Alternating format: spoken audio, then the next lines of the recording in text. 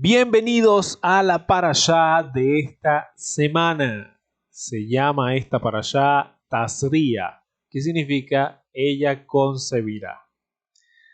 Esta parashá está ubicada en el libro de Levítico, capítulo 12, verso 1 al capítulo 13, verso 59.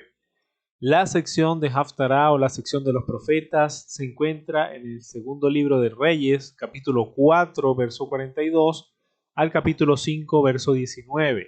Y la sección de los evangelios se encuentra en Lucas, capítulo 2, versos 22 al verso 35. Adicionalmente, este Shabbat tiene una lectura especial porque es Shabbat HaJodesh o Shabbat del mes, que su lectura del Maftir de Torah se encuentra ubicado en Éxodo capítulo 12 verso 1 al verso 20, la sección de los profetas en Ezequiel capítulo 45 verso 16 al capítulo 46 verso 18 y la sección de los evangelios en Lucas capítulo 22 versos 1 al 13. Esta sería una sección adicional que también se lee en esta semana. ¿Por qué se llama Shabbat HaJodesh o sábado del mes? Porque este sábado precede al primero del mes hebreo de Nisan, durante el cual se celebra la Pascua. Dios presentó el primer mandamiento de cómo santificar la luna nueva, o lo que en hebreo se conoce como Kiddush HaJodesh, para el inicio de Rosh Hodesh. Y así Nisan se convierte en el primer mes del año judío, el primer mes contando por meses, que es diferente a cuando celebramos Rosh Hashanah, que es el Año Nuevo Judío.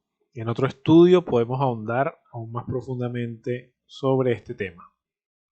Vemos ahí en pantalla de dónde esta parashá toma su nombre, que es justamente una palabra que se encuentra en Levítico capítulo 12, verso 2.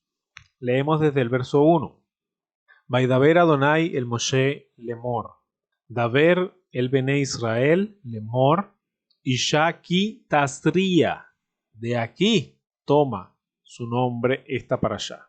En español dice, habló el Señor a Moisés diciendo, habla a los hijos de Israel y diles, la mujer cuando conciba, y justamente acá toma su nombre nuevamente esta parashá. Bien, comenzamos con el resumen de esta parashá. La parashá Tazria continúa con la discusión de las leyes de pureza e impureza ritual. Una mujer que da a luz debe pasar por un proceso de purificación que incluye la inmersión en una mikveh, que es una pileta de agua reunida naturalmente, o lo que se conoce como una fuente de agua viva, un agua que se mantiene en movimiento, pero movimiento natural, como un río también. Y trae ofrendas al templo. Todos los varones que nacen deben ser circuncidados en el 8º día. Eso es lo que nos dice esta parashá de esta semana. El Tzaraat es una plaga supernatural que también puede afectar a las ropas y a las casas. Si aparecen manchas blancas o rosas en la piel de una persona, un Cohen es llamado, juzgando los diferentes signos de esta enfermedad o esta plaga, como por ejemplo el incremento en el tamaño del área afectada luego de una cuarentena de 7 días. Ese mismo Cohen o sacerdote pronuncia la mancha como impura o pura. Una persona afligida con Tzaraat debe vivir sola fuera del campamento o de la ciudad hasta que se cure. El área afligida en una ropa debe ser removida y si la Tzaraat reaparece, toda la ropa debe ser quemada. Acá, por ejemplo, normalmente a la Tzaraat se le ha asociado con la lepra. El inconveniente es que la lepra tiene unas características que son parecidas, pero no iguales a la Tzaraat. que podría ser la lepra bíblica. Y además, la tzaraat puede contagiar objetos como la ropa o casas. Y eso hace que no sea la misma enfermedad que lo que conocemos hoy día como la lepra. Por eso al principio se menciona que esta es una plaga supernatural o sobrenatural.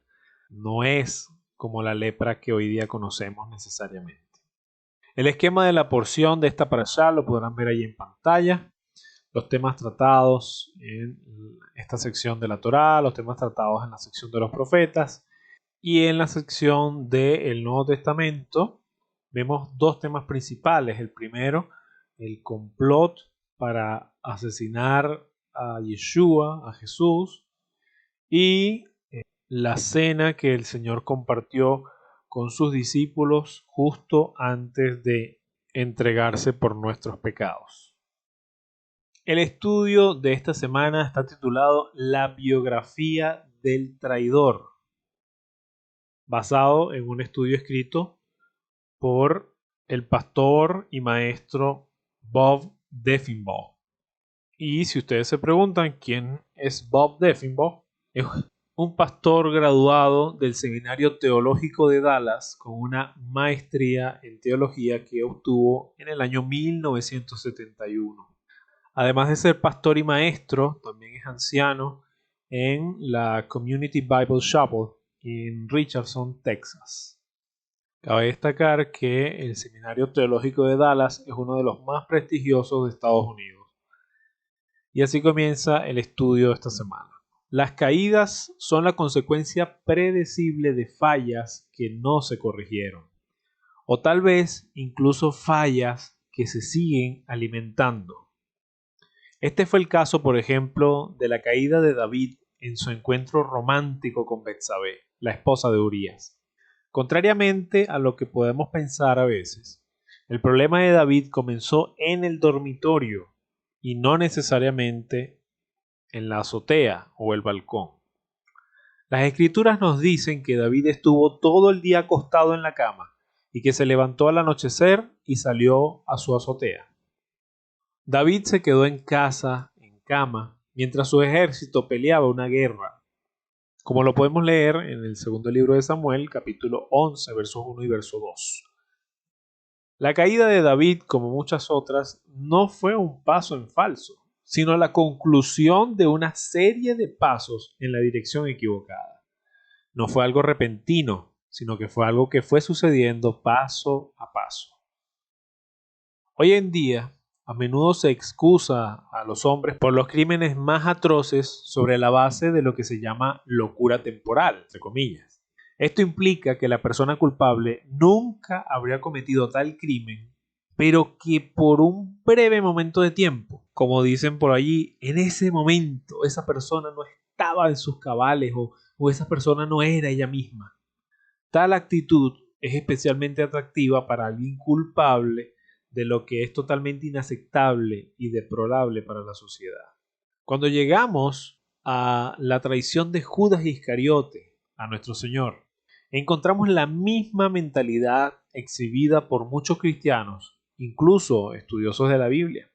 Parecen considerar el acto detestable de Judas como una especie de desviación momentánea de su ser normal, disminuyendo así, en sus mentes por supuesto, la culpa que debe cargar por haber traicionado a nuestro Mesías. Con este tipo de pensamiento, no solo distorsionamos el relato bíblico de su pecado, sino que también nos engañamos a nosotros mismos en cuanto a la forma en que frecuentemente nosotros también caemos en pecado y traemos oprobio al nombre de Cristo. Al analizar la traición del Salvador por parte de Judas Iscariote, la intención acá es definir su acto como un resultado lógico de varias fallas básicas en su carácter y defender la afirmación de que las Escrituras describen sus intenciones traidoras como premeditadas y cuidadosamente deliberadas. Y pasamos al siguiente punto, que es la necesidad bíblica de la traición. Debemos comenzar afirmando inequívocamente que la traición de Yeshua o de Jesús por parte de Judas no fue un accidente, no fue ningún evento inesperado, fue un evento decretado desde el principio de los tiempos. De hecho, para ser correcto, deberíamos decir antes de que comenzara el tiempo inclusive. Ya esto había sido decretado. Como está escrito en Lucas capítulo 22, verso 22. A la verdad el Hijo del Hombre va según lo que está determinado, pero ay de aquel hombre por quien es entregado. Y en Hechos capítulo 2, verso 23 leemos: a este, entregado por el determinado consejo y anticipado conocimiento de Dios, prendisteis y matasteis por mano de inicuos, crucificándole. La muerte de nuestro Señor Yeshua, o Jesús, no solo fue decretada en la eternidad pasada, sino que también fue declarada por los profetas en el Antiguo Testamento.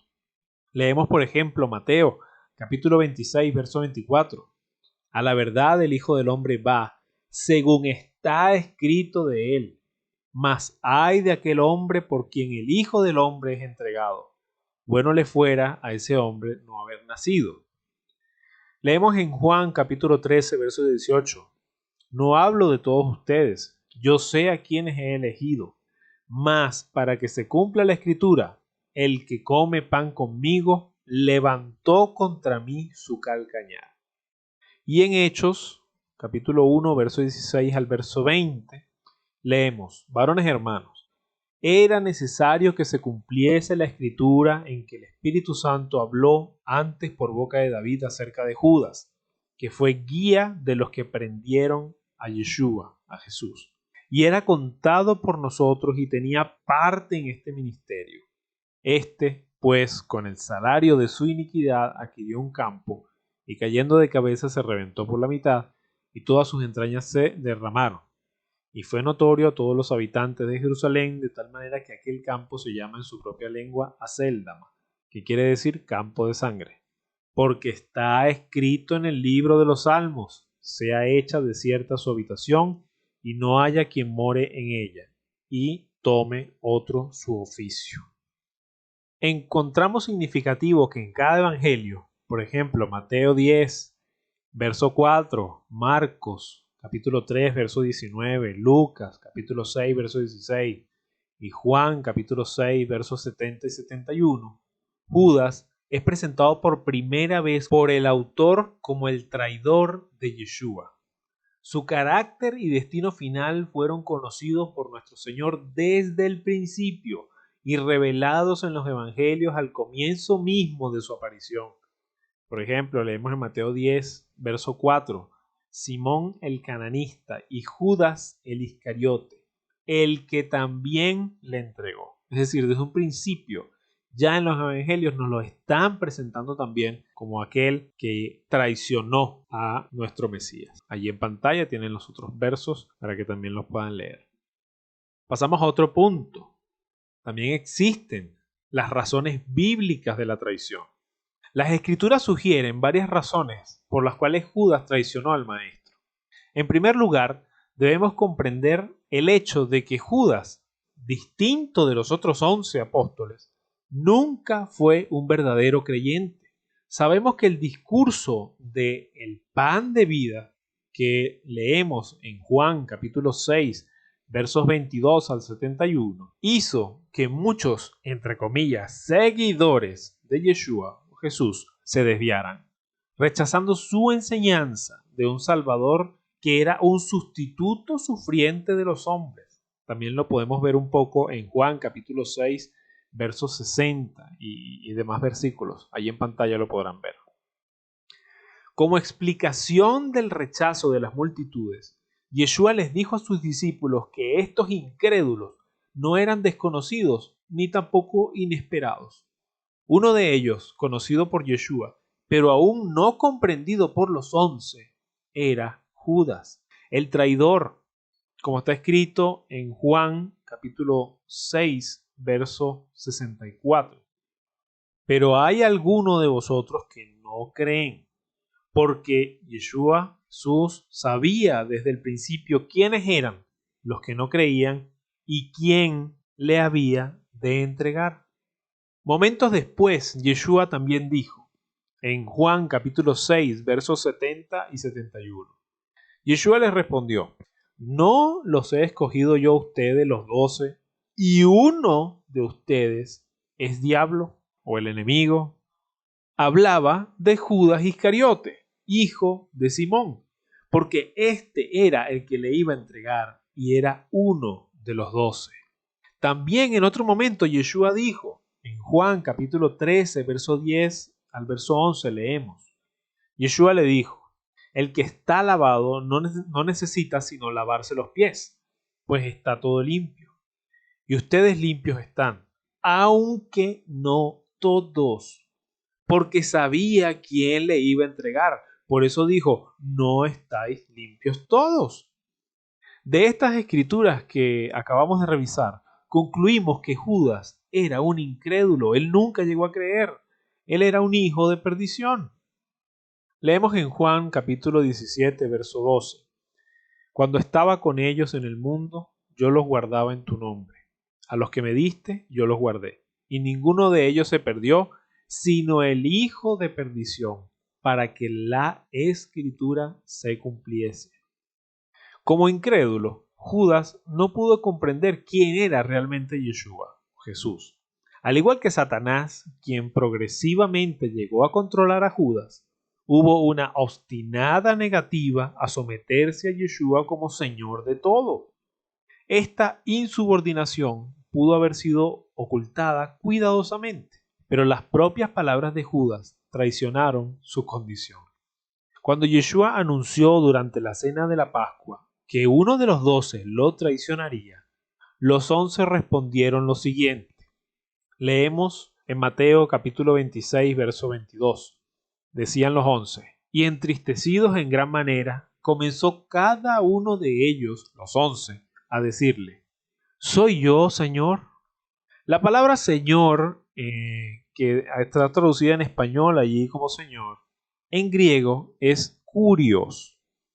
Pero cuando Judas habló con el Salvador, él dijo, como leemos en Mateo capítulo 26, verso 25. Entonces respondiendo Judas, el que le entregaba, dijo, ¿soy yo, maestro? La palabra en griego, que fue traducida en español como maestro, es rabí. Y Yeshua le dijo, tú lo has dicho. Es muy interesante ver cómo los 11 apóstoles que sí creían en Yeshua le llamaron, cuando le hicieron la pregunta si eran ellos, le llamaron Señor con S mayúscula, Kurios en griego. Pero cuando Judas le preguntó a Yeshua si era él, no lo llamó Señor, le llamó simplemente Rabí en griego, que en español se tradujo como maestro. Es interesante ver cómo este sutil desliz de la lengua de Judas lo traicionó. Pero no obstante, esto también indica una condición de qué había en el corazón de Judas. La segunda razón dada para la traición de Yeshua es la codicia. Esta condición es más obvia a partir de varias evidencias. Juan tiene cuidado de informarnos que Judas funcionaba como el tesorero de este pequeño grupo. Lo leemos en Juan capítulo 12, verso 6. Judas estaba especialmente irritado por el uso aparentemente derrochador de María en su costoso perfume que usó para ungir a Yeshua, a Jesús. Si bien la razón formal de su protesta fue que esto podría haber sido vendido y las ganancias distribuidas a los pobres, la verdad era que le molestaba a Judas no poder robar de las ganancias que habría tenido bajo la custodia de ese costoso perfume. Otra evidencia de la codicia de Judas se encuentra en su trato con los líderes religiosos. Sus primeras palabras registradas con ellos fueron, como leemos en Mateo capítulo 26, verso 15, y les dijo, ¿qué me queréis dar? Y yo los entregaré. Y ellos le asignaron 30 piezas de plata.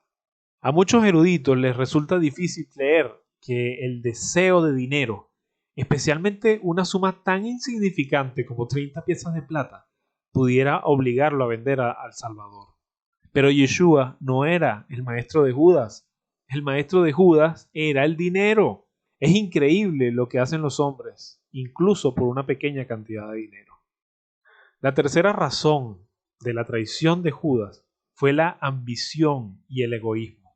A este punto se llega por inferencia y quizás por lo tanto podremos encontrar algunos que no consideren convincente la evidencia que se va a mostrar. Varias cosas sugieren que Judas tenía ambición. Judas fue, en el análisis final, poseído por Satanás para hacer este acto tan cobarde. Lo leemos en Juan capítulo 6, verso 70 y capítulo 13, verso 2 y verso 27.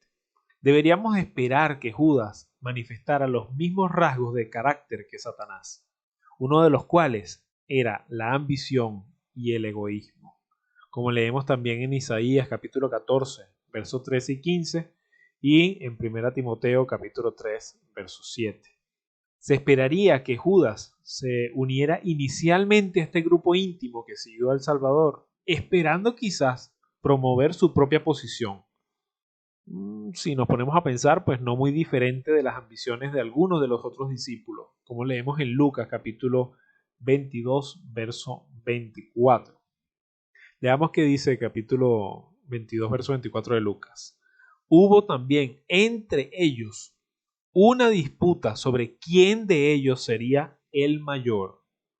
La cuarta y quizás última razón de la traición de Yeshua por parte de Judas fue que él ya lo había pensado y planeado durante mucho tiempo. Porque nos encontramos, por ejemplo, con este versículo en Juan, capítulo 12, versos 4 al 5. Y dijo uno de sus discípulos, Judas Iscariote, hijo de Simón, el que había de entregar. ¿Por qué no fue este perfume vendido por 300 denarios y dado a los pobres? Este pasaje hay que analizarlo con detenimiento, porque parece indicar que el acto de Judas fue el resultado de una considerable deliberación y de una decisión bastante prolongada. El término griego que se usa aquí en había de, por eso está marcado ahí en pantalla, el término griego es melo. Juan lo empleaba a menudo y a veces con el sentido de intención o determinación. Es decir, que esto de que le había de entregar, según lo que nos dice el estudio del griego de esta palabra, es que ya él tenía esa intención y que tenía esa determinación desde hace un tiempo atrás. Les invito también a leer Juan capítulo 6, verso 6, capítulo 7, verso 35, Hechos capítulo 20, verso 7, verso 13, capítulo 27 y verso 30 también. En uno de ellos leemos, y esto decía para probarlo porque él mismo sabía lo que pensaba hacer. Finalmente vamos a revisar con detenimiento lo que dice Juan capítulo 6, verso 71. En la versión Reina Valera 1960 dice, hablaba de Judas Iscariote, hijo de Simón, porque este era el que le iba a entregar y era uno de los 12. Revisemos también otra versión que se llama la Biblia de las Américas. Este mismo capítulo 6, verso 71 de Juan, dice, y él se refería a Judas, hijo de Simón Iscariote, porque este, uno de los 12, le iba a entregar. En la Biblia de las Américas nos encontramos con una nota marginal sobre esa frase de que le iba a entregar. Lo que dice esa nota es que cuando se traduce le iba a entregar, significa también que tenía el propósito de entregarle, tal como leímos con respecto a Juan capítulo 12, versos 4 y 5 en el uso del término griego melo. Es decir, se determina con esto que Judas ya tenía un tiempo pensando y planeando entregarla. Judas nos advierte que es posible estar muy cerca del Salvador sin poseer la salvación. No puedes juzgar el estado espiritual de una persona por sus asociaciones. Tampoco puedes determinar el destino eterno de una persona sobre la base de las actividades que realiza. Judas estaba con el Señor Yeshua, Jesús, Y él, suponemos, realizó las mismas señales y milagros que los otros 11 hicieron. Pero esto no lo convirtió en un verdadero creyente. La verdadera condición espiritual de uno se revela por su afecto y devoción por el Señor Yeshua HaMashiach, o por nuestro Señor Jesús, y por su estimación de su valor y el valor de su muerte expiatoria. Para nosotros como creyentes, Yeshua no es simplemente un mero maestro. Él es, como dice Juan capítulo 20, verso 28, nuestro Señor y nuestro Dios. Bien, hasta acá dejamos el estudio de esta semana, esperando que haya sido de bendición para todos y deseándoles que tengan una semana de bendición, una semana llena de victoria. Shalom a todos.